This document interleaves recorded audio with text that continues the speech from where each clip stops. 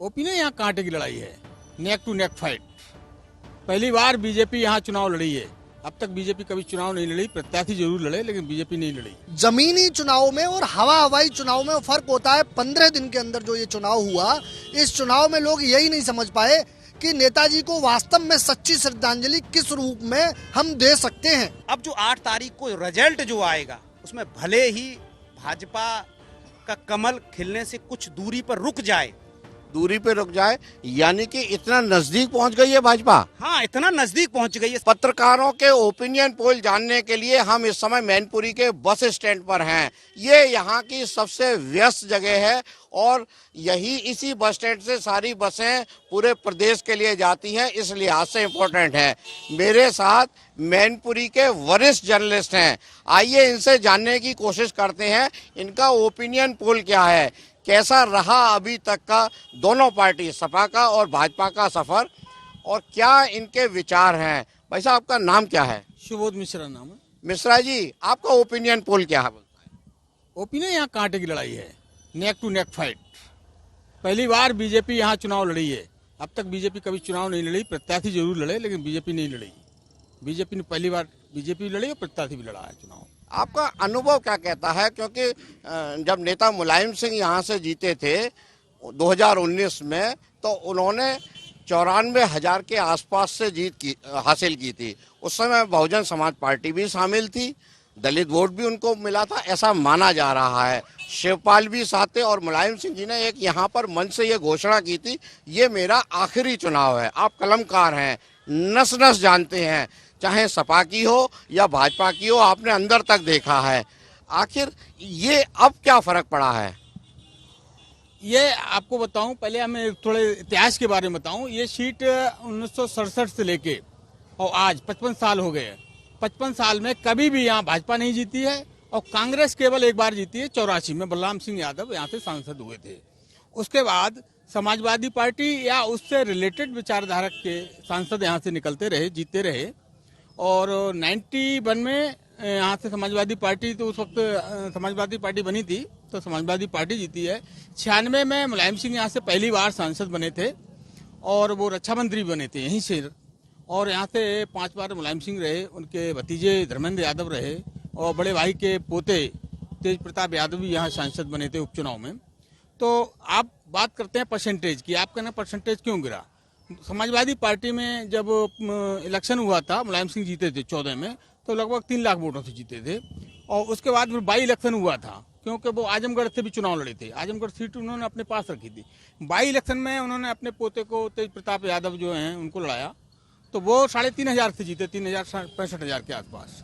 और 2019 में जो लहर चली थी मोदी की, बीजेपी की, तो उसमें बसपा इनके साथ थी और बसपा साथ होने के बाद ये 94,000 से जीते थे। उसके 2 आर्गूमेंट दिए गए। एक आर्गूमेंट ये है कि समाजवादी पार्टी कार्यकर्ताओं ने यहाँ कोई मेहनत नहीं की, क्योंकि वे दूसरे क्षेत्रों में बिजी थे। पड़ोस का जनपद है फिरोजाबाद, वहाँ से राम गोपाल के बेटे अक्षय यादव चुनाव लड़ रहे थे। धर्मेंद्र यादव शिवपाल के सामने, शिवपाल और राम गोपाल वहाँ बिजी थे। धर्मेंद्र यादव बदायूं से चुनाव लड़ रहे थे, डिम्पल कन्नौज से लड़ रही थी और अखिलेश यादव खुद आजमगढ़ से थे। तो कुल मिलाकर मैनपुरी में समाजवादी पार्टी कार्यकर्ताओं को ये था कि यहाँ तो हम जीतेंगे, यहाँ तो कोई जरूरत ही नहीं प्रचार करने की। तो समाजवादी पार्टी के कार्यकर्ताओं उस वक्त प्रचार भी नहीं किए। एक तर्क ये है। दूसरा तर्क ये है कि भारतीय जनता पार्टी का जो प्रत्याशी था वो भी जीतने के उद्देश्य से कभी उसने प्रचार नहीं किया। भाजपा भी जीतने के उद्देश्य से उस वक्त भी नहीं लड़ी थी। भाजपा तो ये है कि हमारा प्रत्याशी खड़ा कर दिया और प्रत्याशी हमारा मालूम है कि जीतना है नहीं, तो इसलिए भाजपा ने भी ज़्यादा ताकत उस वक्त नहीं लगाई थी। उसका एक वजह भी थी कि नेताजी ने पार्लियामेंट में एक स्टेटमेंट दिया था, मोदी को आशीर्वाद दिया था कि आप पुनः प्रधानमंत्री बने। तो यहाँ मोदी चुनाव प्रचार करने भी नहीं आए थे इसी वजह से। तो इसी वजह से भाजपा ने यहाँ मेहनत नहीं की। अब चूंकि नेताजी खत्म हो गए हैं, उपचुनाव हो रहा है, तो भाजपा ने पूरी ताकत लगा दी। यहाँ 2-2 उनके डिप्टी सीएम लगातार 2-2, 3-3 दौरे किए। योगी जी ने 2 बार यहाँ सभाएं की, 28 तारीख को और 2 तारीख को। तो बीजेपी ने पूरी ताकत लगा दी। 1 दर्जन यहाँ उनके मंत्री पड़े रहे और गांव-गांव और संगठन के लोग रहे। तो ये चुनाव बड़ा दिलचस्प मोड़ पे आ गया। ये बात अखिलेश भाप भी गए कि बीजेपी जोर शोर से लड़ रही। अखिलेश यादव भी पहले उन्होंने बड़ी सभाएं की, फिर नुक्कड़ सभाएं पे आ गए और लास्ट तारीख 3 तारीख को अखिलेश यादव भी डोर टू डोर कैंपेन में उतर गई। तो ये कुल मिला के अभी कुछ कोई अनुमान नहीं लगाया जा सकता। मुकाबला कांटे का है, कोई भी जीत सकता है। मुकाबला कांटे का है और दिलचस्प होगा। आपका नाम क्या है? प्रवीण सक्सेना नाम है। सक्सेना जी, आपका ओपिनियन पोल क्या कहता है? क्योंकि मैंने देखा है आप लोग कलमकार बहुत बुरी तरह से इलेक्शन में लगे रहे, दिन रात नेताओं के पीछे लगे रहे, बहुत सारी स्टोरियां आपने निकाली हैं। आपका ओपिनियन पोल क्या कहता है? देखिए, अगर हम थोड़ा लीक से हटके चलते हैं, 90 के दशक में पहुंचते हैं। 90 के दशक में मंडल और कमंडल की राजनीति चल रही थी। उस समय नेताजी जो दिवंगत हो चुके हैं, मुलायम सिंह यादव, अपनी राजनीति को चमका रहे थे, वहीं भाजपा अपनी जड़ खोज रही थी। और उस दौर में आप देखेंगे कि एक 52 से 53% पूरे देश में जो पिछड़ा वर्ग की राजनीति चल रही थी, उसमें से कुछ धड़ा निकाल कर मुलायम ने राजनीति तो प्रारंभ कर दी थी और बाकी धड़े को अलग कर दिया था। उसी का फायदा लगातार जो भाजपा था वो कोशिश करता रहा और आज जाके 2014 में वो कामयाब हुए हैं। और उन्होंने कमंडल में बाकी 2 जातियों को आप छोड़ देंगे और कमंडल में सभी पिछड़ी जातियों को समा लिया है। उनका ये मूल मंत्र रहा है और जिसके तहत आज वो जिस जगह जा रहे हैं, ये आरोप लगना स्वाभाविक है कि भाजपा बेईमानी करवा रही है। एक आम सी बात है, न्यूट्रल होकर आप सोचिए, अगर इन्हें बेईमानी करवानी होगी तो चुनाव नहीं कराएंगे। इनका तंत्र इनके हाथ में। 75 का दौर देखिए, इंदिरा ने पूरे संविधान को अपने कब्जे में कर लिया था, एक बहुत दौर भी था। तो भाजपा भली बात जानती है कि दौर खत्म होगा तो हमारा अंत बहुत विकराल होगा। लेकिन आप एक मैनपुरी को आप इस आंकड़े में डाल के देखिए कि जो ऐसा वोटर जो लगातार 2014 की हम लोग बात करते हैं, भाजपा लड़ी थी लेकिन जीतने के लिए नहीं। ठीक है, एक सीट छोड़ दिया था, लेकिन मुलायम का जो कद था वो चारों तरफ से घेर लेते थे। मुलायम के आगे सब, कहते नहीं तो उनका एक दाव चलता था जिसके आगे सब चित हो जाते थे। अब उनके जाने के बाद बड़ा पॉपुलर था चरखा दांव। चरखा दाव ऐसे ही नहीं थे, क्योंकि उनको जब वो निकलते थे किस बिरादरी को ये मतलब नहीं है, लेकिन कहीं ना कहीं जो अखिलेश ने उनका चरखा दाव सीखा है, लेकिन अधूरा, क्योंकि जमीन पे नहीं आए थे। उनके जाने के बाद भाजपा ने वो स्थिति यहाँ लागू कर दी है कि घर घर जाना पड़ा आपको। एक ऐसी शब्द का बहुत ज्यादा इस्तेमाल दूसरी पार्टियां भी करती थी, वो मजबूर हो गए। इसका सीधा सा अर्थ है कि मुलायम की स्मृतियां, मुलायम की श्रद्धांजलि के साथ जो भाजपा ने जिस आक्रामक रवैये से ना यहाँ गोलबंदी की है, गोलबंदी जो की है वो कहीं ना कहीं भाजपा इस खाने से चित करने के पूरे अपने सिस्टम को तय कर चुकी है।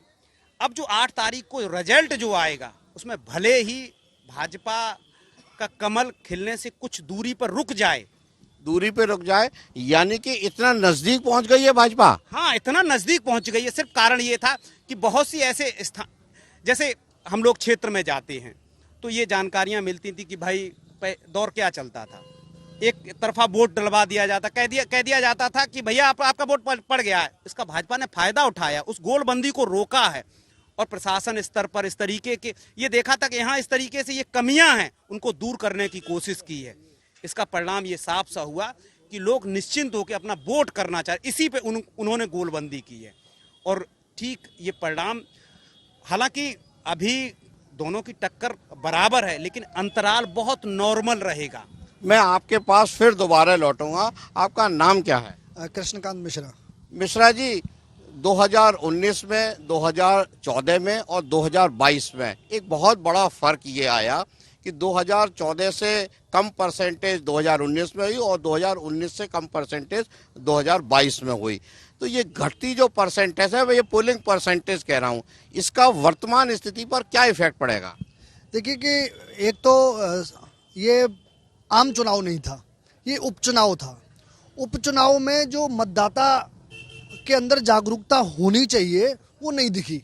उसके पीछे कारण क्या रहा, ये इस पर मंथन की आवश्यकता है। उन राजनीतिक पुरोधाओं को जो राजनीति में लोगों को जनसेवा का भाव लेकर उतरते हैं, उनको ये जानने की आवश्यकता है कि आखिर दिन प्रतिदिन मतदान प्रतिशत क्यों गिर रहा है। आम चुनाव की तरह उपचुनाव में मतदाता का रुझान क्यों नहीं है।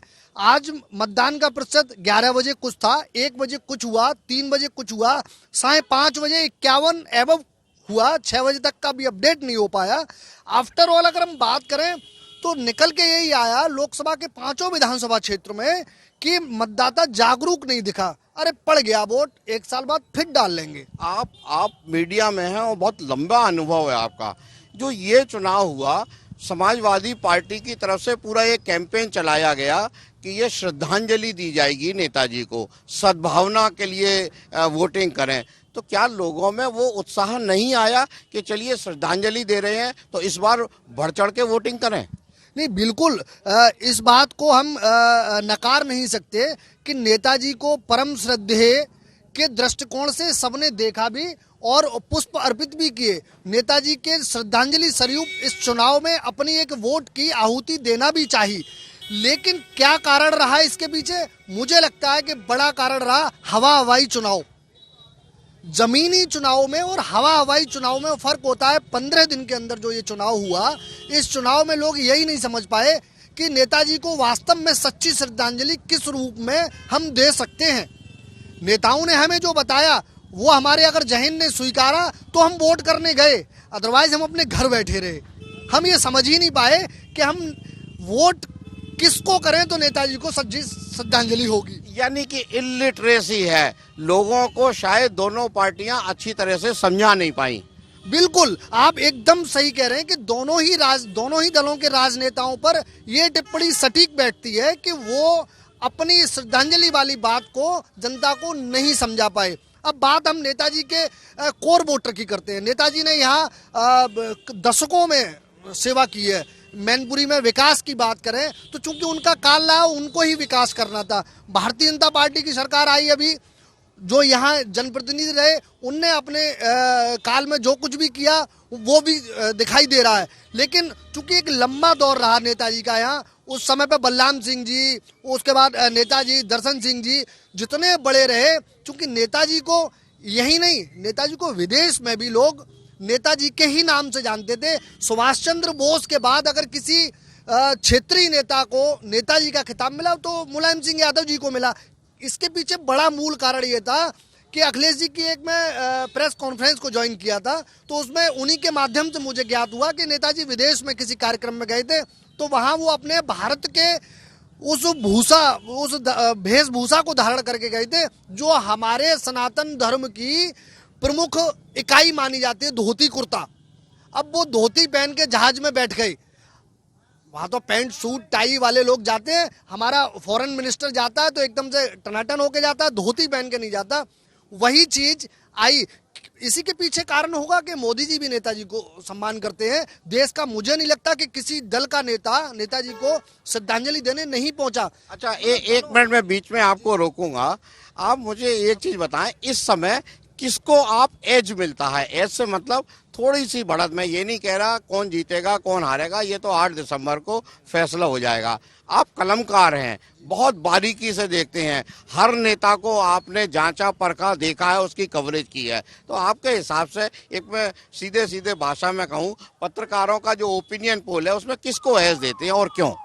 देखिए, अगर हम मैनपुरी बाइपोल की बात करें तो मैनपुरी बाइपोल में निश्चित रूप से आप ये मान लीजिए कि एकदम से कोई भी बात कह देना जल्दबाजी हो जाएगा, क्योंकि जिस तरीके से दोनों दलों ने चुनाव लड़ा है, इससे ज्यादा ताकत झोंकने की क्षमता मुझे अपने दृष्टिकोण से उनके अंदर नहीं लगती। दोनों दलों के उन्होंने भी डोर टू डोर कैंपेनिंग की है।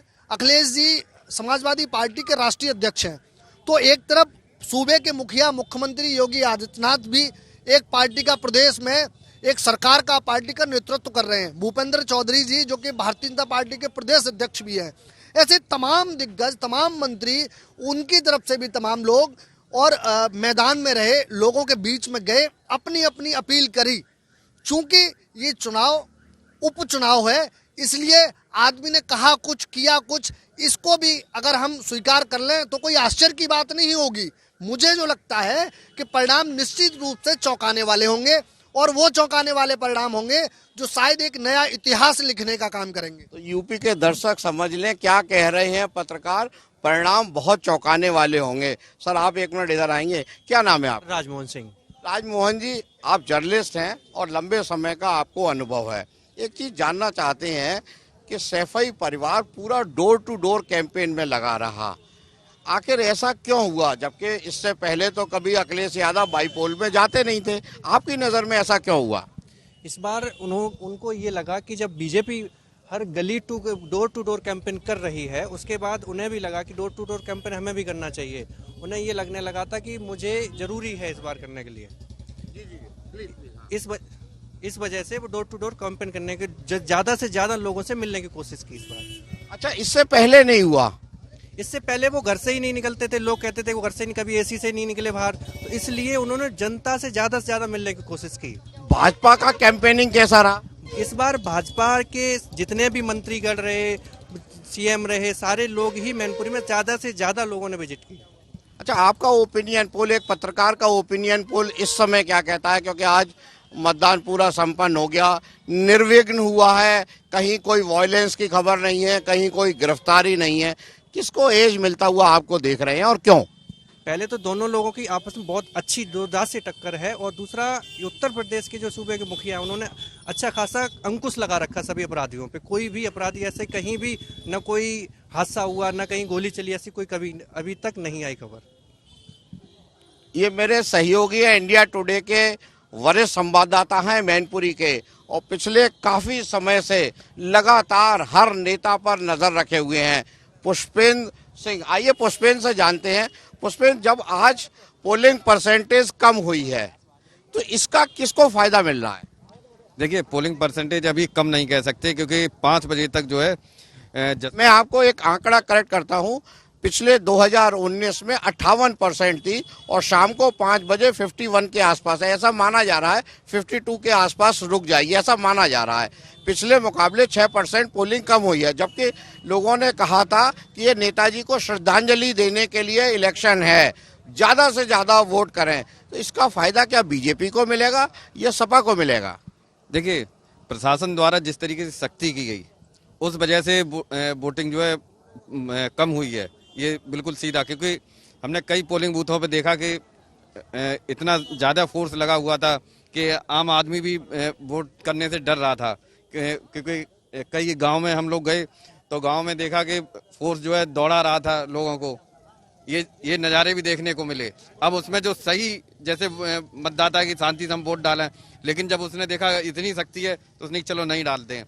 तो एक तो ये वजह रही, और दूसरा ये कि उपचुनाव में आप देखेंगे जो परसेंटेज होता है वैसे भी कम रहता है, और वो भी लोकसभा में। आप पुराने रिकॉर्ड भी देखें।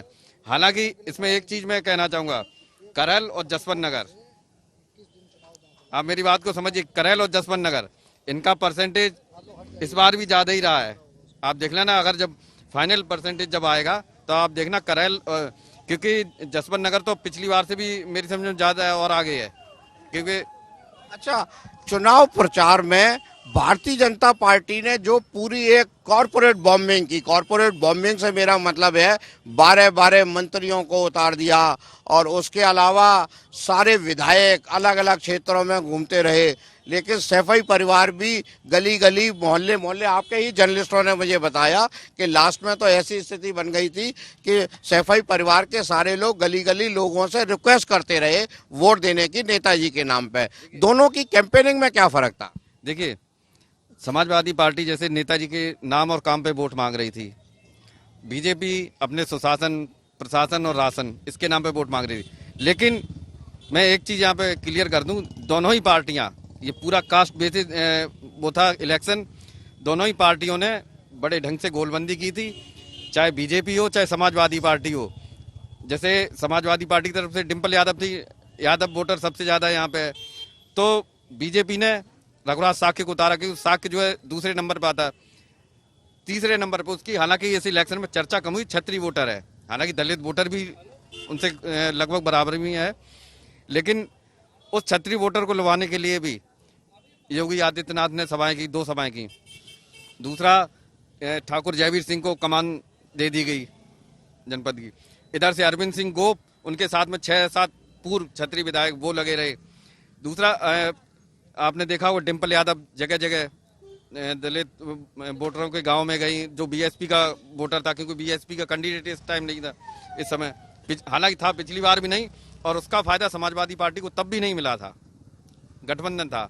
तो इस बार भी मुझे वो जो है चांस कम लग रहे हैं, हालांकि मेहनत काफी की है डिम्पल। किसको किसको एज मिलते देख रहे हैं? आपका एक मीडिया जर्नलिस्ट है, बहुत सीनियर है, लंबे समय का आपका पत्रकारिता अनुभव है, किसको आप एज देखते हैं? पत्रकारों को ओपिनियन पोल क्या बोलता है? देखिए, ये एक 2024 का सेमीफाइनल था, हालांकि बीजेपी ने पूरी ताकत लगाई है, नतीजा कुछ भी हो, लेकिन कहीं ना कहीं जो बीजेपी की तरफ से तमाम कार्यकर्ताओं को उठाना, ये बड़े बड़े नेताओं के यहाँ फोर्स भेजना, तो ये एक आम आदमी में जो है एक गलत धारणा की कि ये गलत कहीं ना कहीं हो रहा है। दूसरा, सिंपैथी वेव जो है मुलायम सिंह की समाजवादी पार्टी के साथ पहले से थी, तो उसका हमें लगता है कहीं ना कहीं ये जो है समाजवादी पार्टी को थोड़ा सा मिलता दिख रहा है।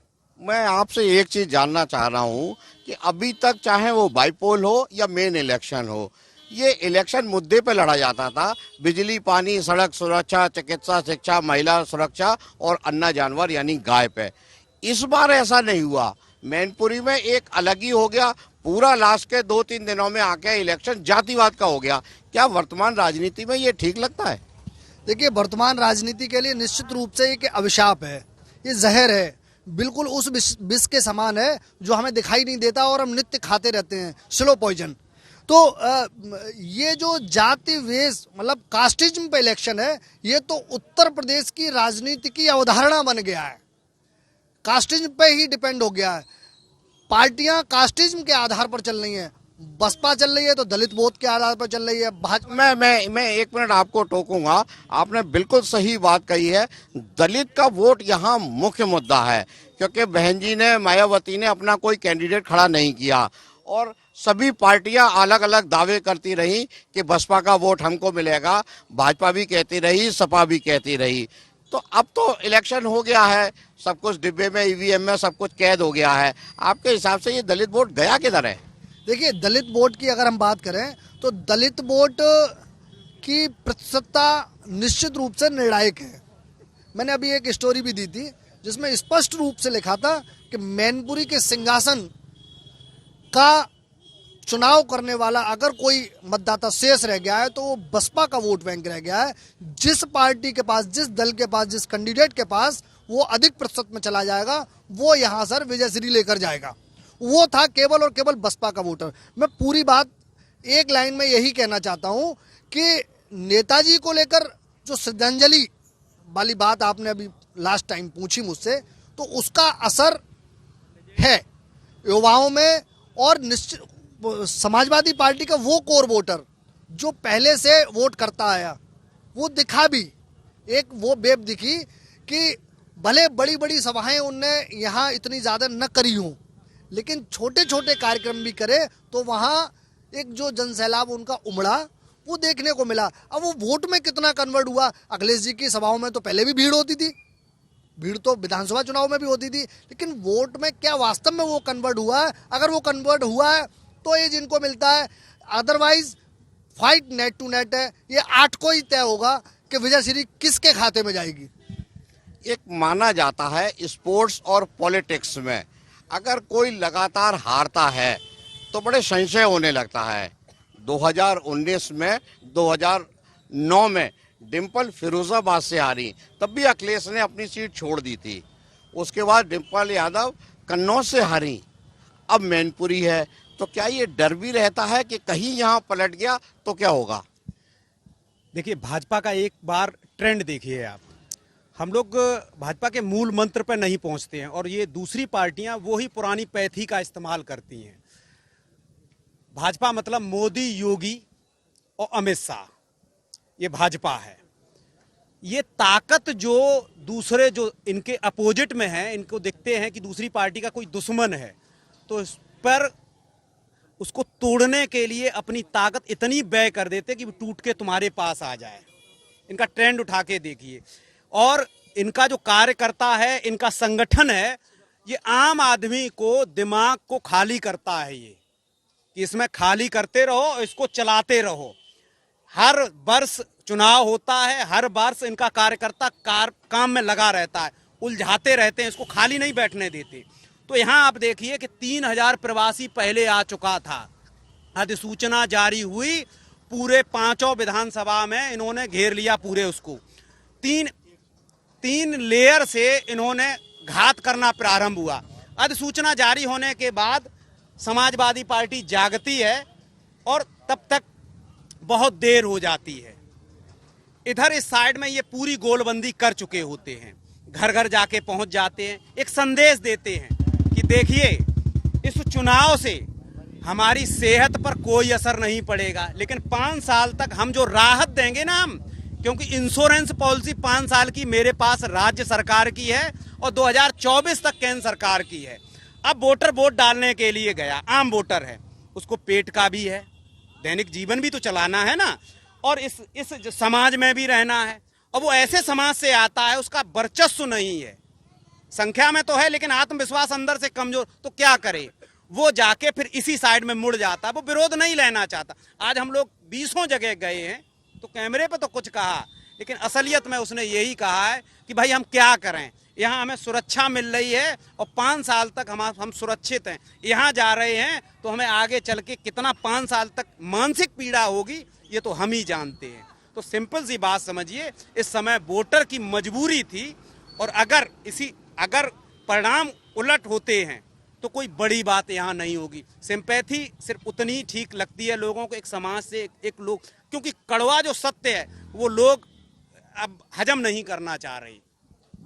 ये था पत्रकारों का ओपिनियन पोल, जिनका कहना है कि ये इलेक्शन बहुत कंट्रास्ट होगा और ये जरूरी नहीं कि उलट पुलट भी हो जाए, ये हो सकता है। सुधीर शर्मा, मैनपुरी, यूपी तक।